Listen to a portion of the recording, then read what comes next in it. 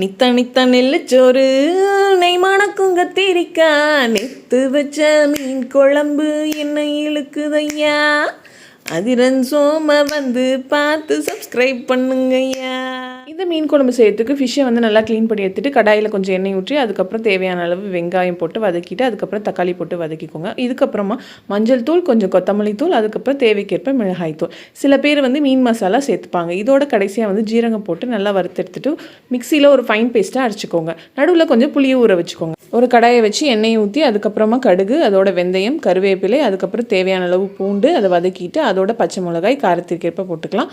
அதுக்கப்புறம் கொஞ்சமாக ஆனியன், அதுக்கப்புறம் கொஞ்சமாக தக்காளி. இது நல்லா வந்து வறுபட்ட பிறகு இதில் அரைச்சி வச்ச மிக்சிங்கை சேர்த்து தேவையான அளவு தண்ணீர் ஊற்றி நம்ம கரைச்சி வச்ச புளி கரைசலையும் சேர்த்துக்கிறோம். தேவையான அளவு இப்போ உப்பு போட்டுக்கிட்டு அதுக்கப்புறம் சிறிது வெல்லம் சேர்த்து நல்லா கொதிக்க விடுங்க. இப்போ இந்த ஸ்டேஜில் நம்ம மீனை சேர்த்து நல்லா கொதிக்க விட்டுட்டு அதுக்கப்புறம் நம்ம கொத்தமல்லி, கருவேப்பிலை சேர்த்தா மணமணக்க மீன் குழம்பு தயார்.